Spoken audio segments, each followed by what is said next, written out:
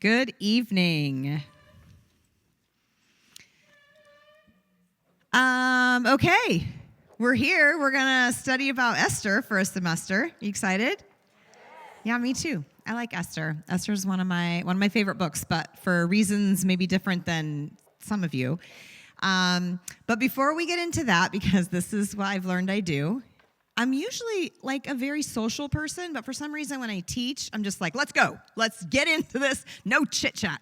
And as I've sat under other teachers, they have like these really cool things at the beginning called like introductions.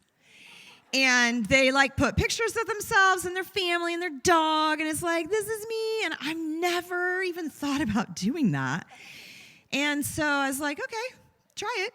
Jump in the pool, see how that feels. So I brought some pictures tonight. Thanks. Thank you.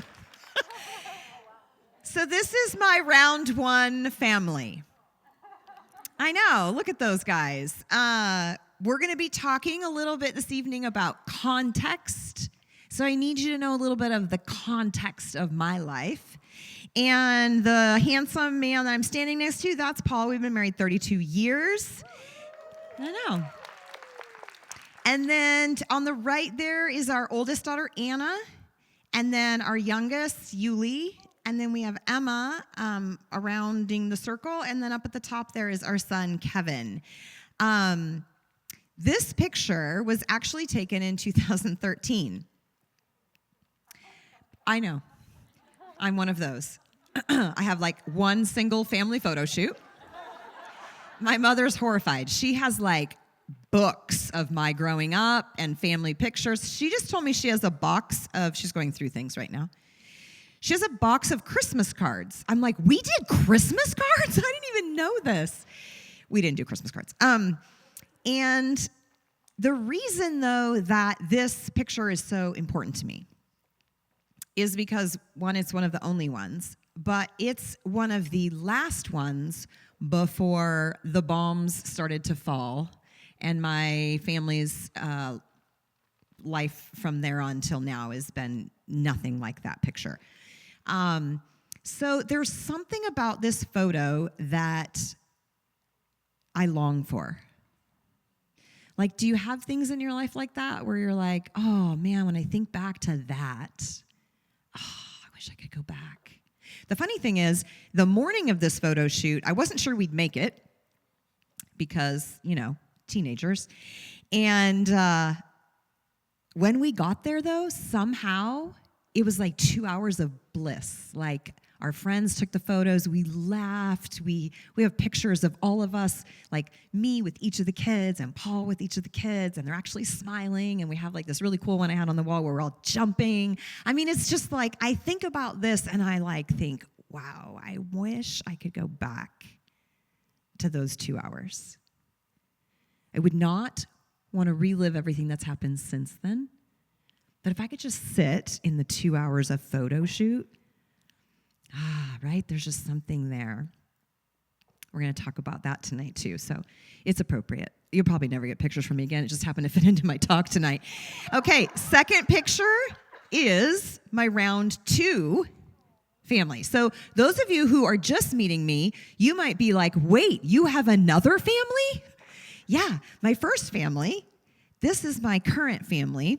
This is Paul and I, a few years later than 2013. This was just this last summer. And that's Monroe. He's 7. He's in 2nd grade at Galveston Elementary. We had teacher conferences today, and he's doing stellar, according to the teacher, so I'm thrilled. He is our daughter Anna's son. And in 2019, he came to live with us, and he was 1.5 years, and he has been with us ever since. We're his primary caregivers at this point in time, and I don't see that changing anytime soon. So I also love this. I long for that day, too, on the river. It was beautiful. But sometimes life doesn't go how we expect it, right? And there's a longing sometimes for how things were or where we were when. When I look at this picture, just side note, The only thing I really long for that's not in this photo is the physical body of the round one woman. Because back then, life felt a little bit more like you could dry your hair in the morning without tweaking your back. So, true story, happened this morning. So that's the only thing that I really long for there. But otherwise, it's a great photo and a great story playing out right now. Okay, so context. Context matters. It's important. And we're going to do, my job tonight, my goal tonight is to do kind of a setup. I want to set us up to study Esther. So just like Kelly, we're not going to get super far into the book itself, but we're going to kind of look at where this book lands in the history of the Bible and God's story, okay? And these are the three areas of context that we're going to look at. Historical context, a tiny bit, hopefully, of cultural context, and then spiritual context. The goal in looking at the context of this book of Esther is that I want us to look at what do context clues reveal to us about God. Okay, so that's what we're going to be looking at tonight. One of the reasons that I love Esther so much is because God is not mentioned in the book. And like, I don't know if that's something you should love or not, but what I've come to appreciate about this book is that his fingerprints are everywhere. And sometimes I wish that in my life, the written hand of God was present, like in Leviticus. Do not eat this animal, right? And you're like, cool, clear. Right now, sometimes you're like, I don't really know what the exact thing is supposed to be, and so I'm trying to absorb and watch and learn and catch all the clues. So the book of Esther feels a little bit like our lives, right? Like we're just doing life, and we're looking around. God, what are you doing? Where are you? Where am I in that? I don't like everything that happens in Esther, but that's where we're going to start tonight, is that let's start. We're going to jump into historical context. And I'm going to tell you, if you haven't read it yet in the homework, that the book of Esther is considered historical narrative. Okay? Historical narrative just means that it tells the story of what happened. It's not prescribing an opinion about it. It's not trying to interpret it for us. It's just the news. Okay? Just like when we watch the news at night or whenever you do it, hopefully what we're hearing is just what happened. And sometimes we hear what happened and we're like, how can that happen? What is going on with our country? How can this be what's happening? I think that's a little bit about what happens in historical narrative. You read it and there's parts where you're like, how can this happen? How can God let this be? There's no way this can be what God wanted. And that's the point. There's many parts of the Bible that are historical narrative, and sometimes we read it and we think, well, it's in the Bible, so God must be pleased with it. And I just want us to remember, just because it happened in a way that we read it doesn't mean God was pleased with it, okay? Historical narrative. So, are you ready? Rachel geeks out about a lot of things, study-wise. I love historical context. And at the end of this, you might wish I hadn't taught. But it's okay. I'm in charge, and that's what we're doing tonight. Okay, so we are going to look through the Bible up into the point of Esther and just slightly beyond, because I want you to see how the book and what happens fits into the story as a whole. Oh, look how small that is. Okay, you have handouts on your table, and these are brand new. I didn't even have these this morning, and based on the glazed faces of the women, we thought maybe we should have a handout. So, did you know that the Bible is not actually put together chronologically? Okay, good. I didn't know this until about 18 years ago. I know, I was only a teenager then. Just kidding. But what I discovered when I started reading through the Bible in a year, I was like, I don't get it, man. I'm here, and then I go here, but this is talking about what happened back here. And then I found the Bible in a year chronologically. And I read that puppy, and I was like, whoa. There is a sequence. Now, the Bible's inspired. I believe it to be God's word, but I'd really like to know who was sitting at the table when they put this together and why they thought this made sense. It's okay. We love all people, and those people had their own inspiration about that. I just think maybe they didn't have any women there. So, what happens is the way our Bible's laid out is more often by genre of what's written, and then it goes from like the largest to the smallest. So it doesn't matter when you're looking at Ezra, Nehemiah, and Esther as they line up right before Job, that Esther comes before them, and she's listed after. I'm just telling you, this is why we're going to run through this. I want you to see the flow of where Esther lands, okay? Are you ready? Okay, hang on. Genesis, Exodus, Numbers, mostly also historical narrative. They're telling a story. Job actually happens during the patriarchs. He's in that context there.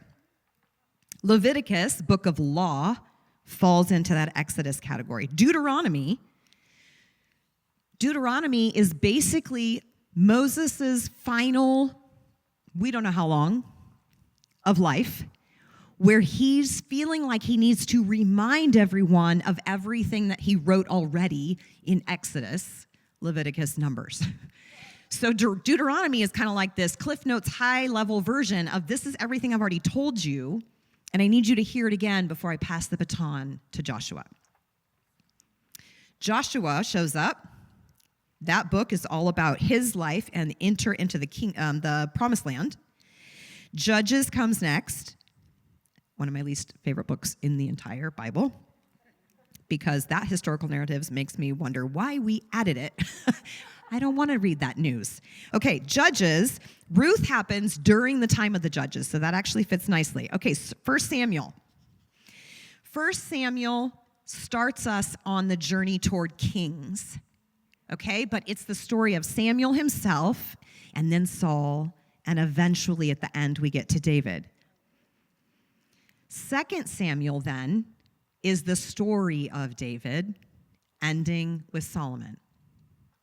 Here's the cool thing. 1 Chronicles is written as a summary of 1 and 2 Samuel by Ezra, who is after Esther coming back from exile to Jerusalem, reminding the people where they've come from.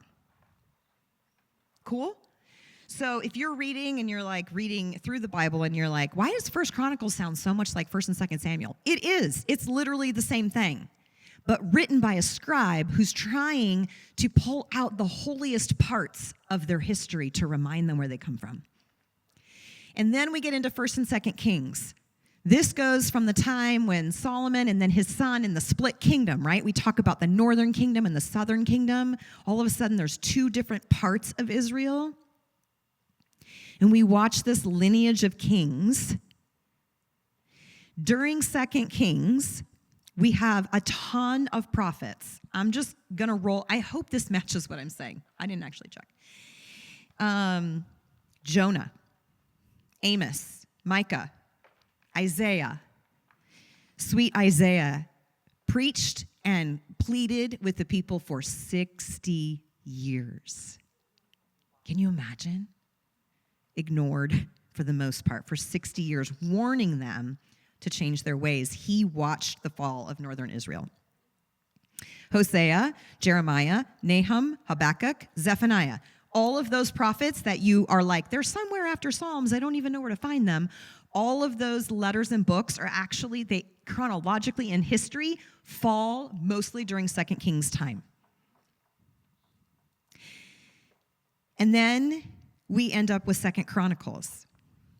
2 Chronicles, also written by Ezra, after the exile, when they're returning back, and it is a recap of 1st and 2nd Kings. You still with me? It's a lot of information. I have another slide that you may or may not be able to see as well, and that one's not on your table. Oh, look at you guys. So good. Okay, Jeremiah shows up on the scene, and he's also a prophet, and he's speaking to the southern kingdom, Judah. He is speaking to them after these last final kings are finishing up their reigns, and he's saying from God messages like, you've had enough time to get it together, and now God says, that's enough. Please turn away. Please go back. And the people are like, we don't want anything to do with him. They actually, other prophets who claim to be prophets, tried to have him killed because his voice was bad for country morale. Okay? Jeremiah speaks for 40 years. His book basically lands at the end when the southern kingdom goes to Babylon. Daniel, yeah, we know him and his book. He's part of the first group of exiles to be deported from Jerusalem to Babylon. This happens in 605. You can see on there how this is all like intertwined. Daniel goes and he ends up serving. We know his story, right? He gets trained up, raised up. He's one of the leaders, he and his friends.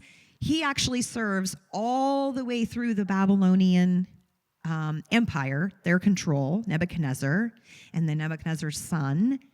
And then Cyrus, the Persians come in and take over, and he ends up serving in the new regime. So Daniel spans this whole time. We're going to talk about him in just a second. Ezekiel, also from Jerusalem, he's a priest, and he's taken to Babylon in that second deportation in 597. Now, he's a prophet to all of the Jews in exile in Babylon. So he's speaking to them and telling them messages from God about how they're supposed to manage this new life in exile. Haggai, Zechariah, also in there as prophets during that time. Daniel. I'm going to just read something, maybe. Okay. There we go. Daniel chapter 9. Now remember, all these prophets have their own time, but they're kind of doing this with each other, and they have a different message in different places doing different things. But Daniel has been in Babylon for a while now. And he is he's now transferred into the new kingdom of Persia. And in chapter 10, I'm wrong. Chapter 9, he is. Okay. I'm going to start reading in verse 1. It was the first year of the reign of Darius the Mede, the son of Azarias, who we think might be another name for Cyrus, we're not sure, who became the king of the Babylonians. During the first year of his reign, I, Daniel, learned from the reading of the Lord, as revealed to Jeremiah the prophet, that Jerusalem must lie desolate for 70 years.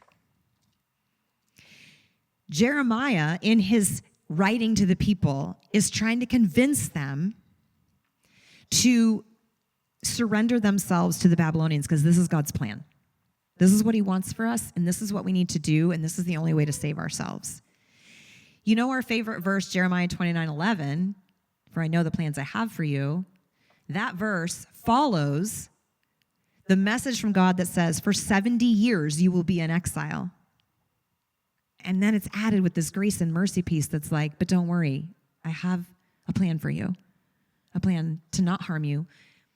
And this is what Daniel reads. Daniel's like, I just read Jeremiah, and he said God told him 70 years. He's counting on his fingers. It's been 70 years. So I turned to the Lord God and pleaded with him in prayer and fasting. I wore rough burlap and sprinkled myself with ashes, and I prayed to the Lord my God and confessed. And then there's this most amazing prayer by Daniel. Everyone's eyes are on the return. This exile was a discipline. God needed to handle the thing that was happening that was sinful in Jerusalem. He sends everybody mostly off. And now all eyes are on when do we go back? Why? Because going back represents the favor of God. Going back means we go back to where we came from, where God is, where he dwells with us. Right now, we're away. We want to go back. And then Ezra, in the way that the Bible's put together, we go back in time. Ezra chapter 1, remember, he is after Esther telling the story. He says, in the first year of King Cyrus of Persia, the Lord fulfilled the prophecy he had given through Jeremiah. He stirred the heart of Cyrus to put his proclamation in writing and send it throughout the kingdom. This is what King Cyrus of Persia says. The Lord, the God of heaven, has given me all the kingdoms of the earth. He has appointed me to build him a temple at Jerusalem, which is in Judah. All of you who are his people may go to Jerusalem and rebuild the temple of the Lord, the God of Israel, who lives in Jerusalem. May your God be with you. Craziness. So this is what they've been waiting for, to go back. And they do. We hear the story of how they begin to rebuild. And even when it's finished, They have like a celebration thing, but it says that the older generation who had seen what it had been before wept because it's not what it was, even though we're back. All eyes are on the prize to go back. And it's good. God promised they'd be called back. And then in the timeline of everything, we see Esther. And Esther's story plays out in Susa, in the Persian Empire. And then after her, Ezra, with the blessing of a son of the king that was over in Esther's time, sends Ezra back. And then eventually Nehemiah goes back. Ladies, historical context. Why am I telling you all of this?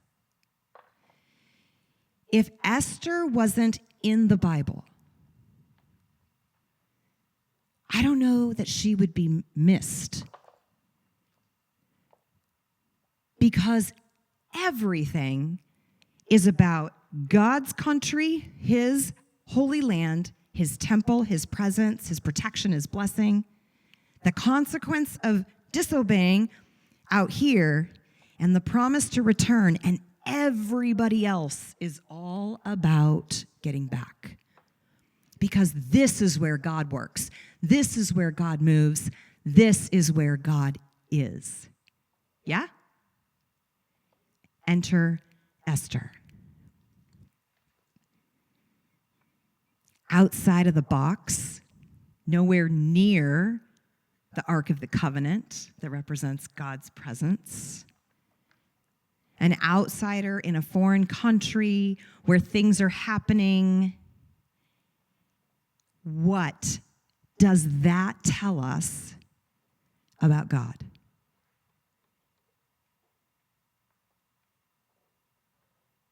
What do you think? He's everywhere.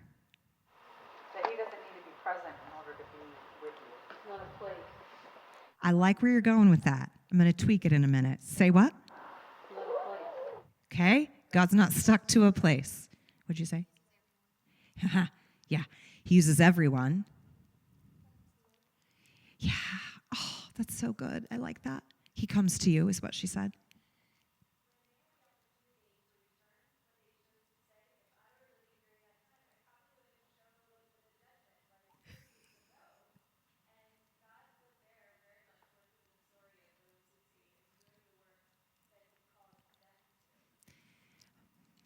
Agreed. I feel like there's a part of us when we read the story, we're like, Cyrus said go back. You can go back. And God's like, I'll bring you back, I'll bring you back, I'll bring you back. That's the story. For some reason, some didn't. I'm guessing Esther didn't because Mordecai didn't. Why didn't Mordecai go? I don't even know.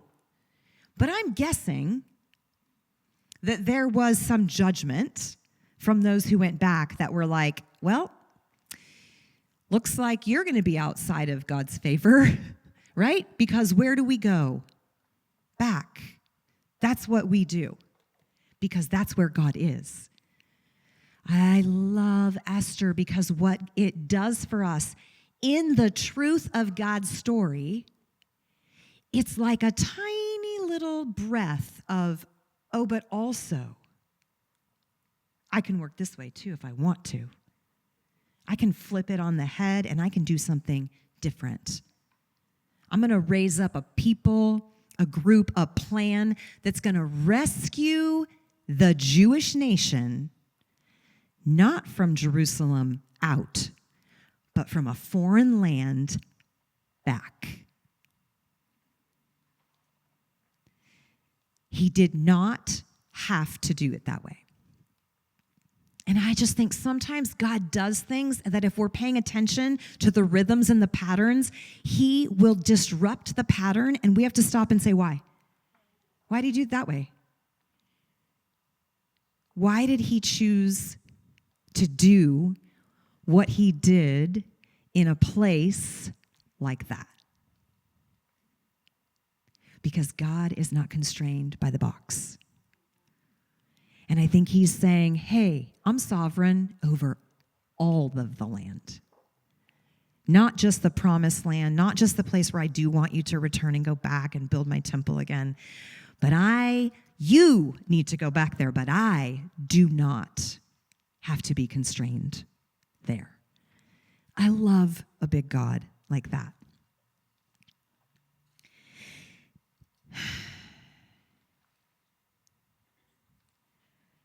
Cultural context.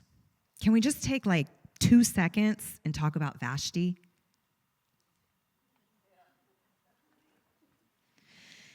Because this woman, the queen, living in a culture and a time when women were not highly regarded, didn't have a lot of voice, were told what their place was. But in the middle of all of this celebrating that was happening, like we read it, and I think when I read it, I picture like a mixed party, because that's how we do it, right? But the truth is, it was a bunch of men at a party for 180 days. And then it says, and Queen Vashti had her own party. So over here, she's hosting all the women. So she does have power and influence in her little niche. I like that word a lot. Niche is how I should say it, but I've heard people say niche and I like it better. This is her area, and she uses her influence in that space.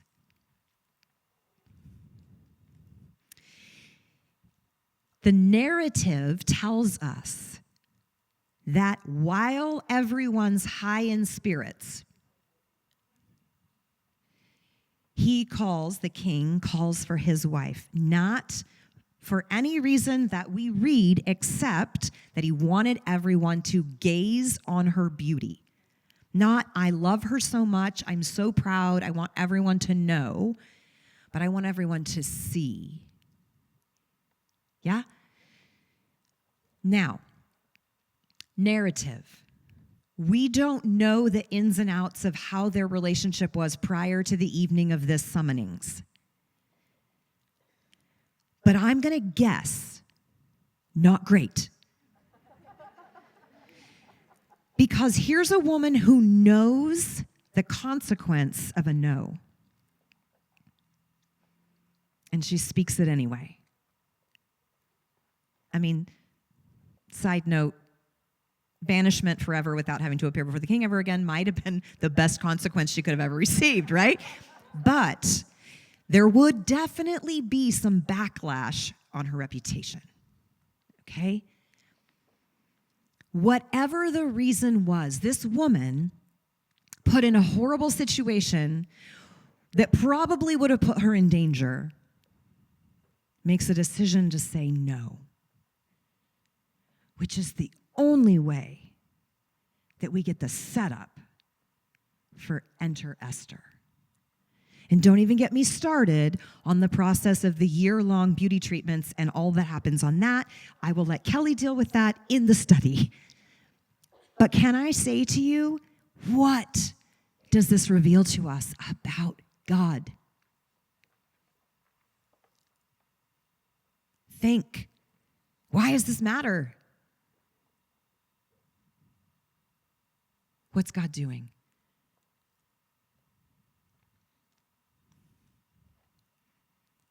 Is it possible that God says, I see you, and I'm going to use you,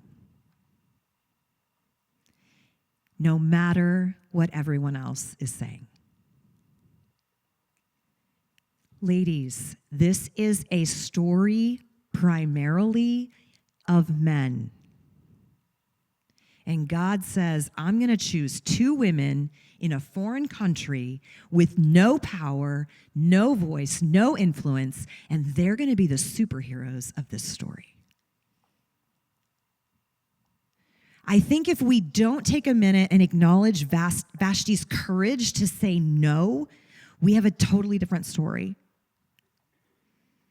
And listen, I didn't know her. She may have said it sassy. I'm not trying to make her like into a saint or something. But the truth of the direness of her situation is still there. And she had to say, no, I'm not doing that. It's not okay. Just because it happened, God doesn't have to be pleased with it. I think what God's pleased with is her defiance. Stand up against what's not okay. And God will use it. Love that woman. Spiritual context. I think Old Testament stories and lessons are kind of like a physical manifestation or experience of what God's trying to teach his people for the future spiritually. So all of the stuff with the tabernacle and the temple and all the things was to teach them something as they physically acted it out. The 10 Commandments, physically acting it out in order to teach them something that's going to be spiritually applied later. We get the 10 Commandments on stone. And then God says, now it will be engraved on our hearts. We have the Ark of the Covenant where God dwells between the cherubim. And now the Spirit of God dwells in us. Exile and homecoming is another theme that I see from the beginning, the garden, as it should be, and Adam and Eve have to be exiled from the garden. And in that, there's grace and mercy. God covers them as they leave. There's grace and mercy in every time that God has to discipline and correct and throw his people into exile. I mean, judges will make you like a crazy person. Every time they're like, we're going to do it our own way. And God's like, great, go see how that turns out for you. Okay, now I'm going to send you a rescuer and bring you back. And we're going to start this all over again. This is like a cycle, never ending. We do it now. Yeah? What I'm asking myself, this piece of exile and home, and then Esther, exile and stay there. What's happening in this space? And as I was doing a little bit of research about that, I started thinking, where exactly are God's people returning to? Like when they left the garden, they couldn't really ever go back to the garden. They left Egypt, but when they went to the promised land, it wasn't really anything. They had to create it and build it. when they left Jerusalem and went into exile and came back, it's not what they remembered. Are they really going back? And so if, as humans, we are longing to go back to something that symbolized God's blessing and providence and coverage and protection, then what does it look like if we can't actually go to the place? And that makes me wonder, is that part of why some didn't go back? I don't want to be disappointed. I don't know what the thing was, but there must have been something in them that said, going back isn't really my answer. I want to read you something out of Ezekiel that kind of got me. I'm going to be in Ezekiel chapter 11. And I'm going to start in verse 14. You can just listen. Remember, Ezekiel he's a prophet, a priest that went into exile with some of the Jewish people on that second deportation to Babylon, and he's in Babylon talking to the people. Then this message came to me from the Lord. Son of man, the people still left in Jerusalem are talking about you. And your relatives and all the people of Israel who are in exile, they are saying, those people are far away from the Lord. So now he must be giving us their land. Therefore, tell the exiles, this is what the sovereign Lord says. Although I have scattered you in the countries of the world, I will be a sanctuary to you during your time in exile.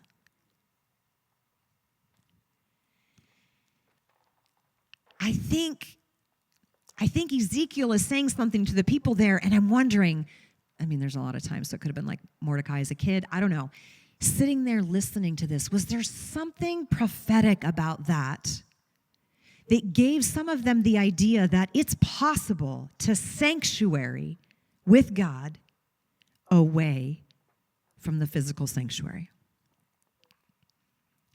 Right or wrong, I don't know. I'm just saying the revelation that God says, I'm sending you out and I'm bringing you home, sending you out, bringing you home. What's he actually trying to return them to? I think it's himself.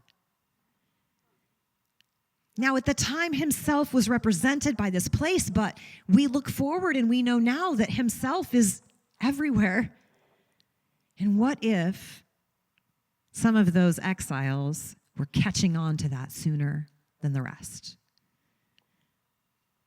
And they have discovered that they have a spiritual sanctuary outside of the physical one.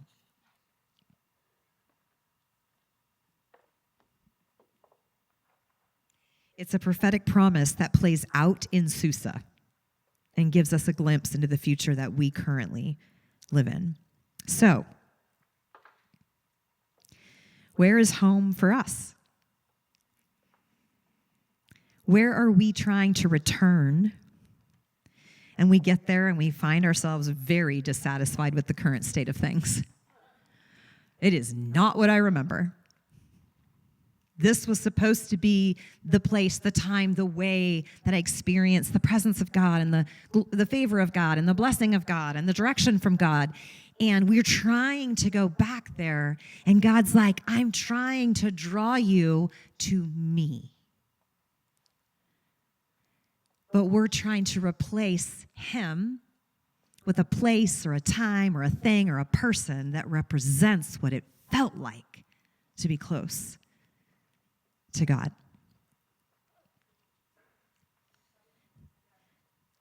Isaiah chapter 30.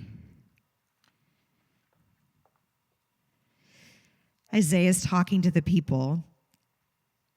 And this is a powerful verse that we're going to look at here in a second. But I think the funny thing is the setup to this is like calamities coming upon you like bulging walls that burst and fall. In an instant, it will collapse. You'll be smashed like a piece of pottery, shattered so much that there won't even be a piece big enough to carry coals from a fireplace or a little water from the well. Wow. This is what the sovereign Lord, the Holy One of Israel, says. Only in returning to me and resting in me will you be saved.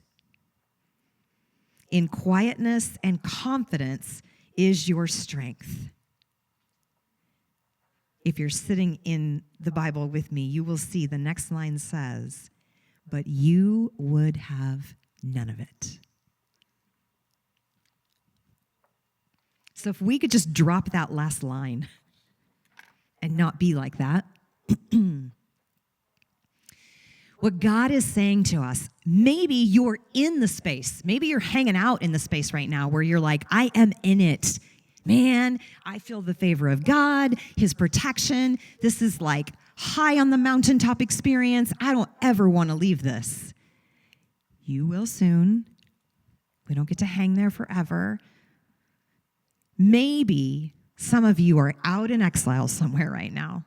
It could be your own discipline and consequences. Maybe you're hanging out there because of someone else's consequence and discipline from the Lord. But you're out here and you're like, man, if I could just get back to that, I'd be okay. Or I'd have peace.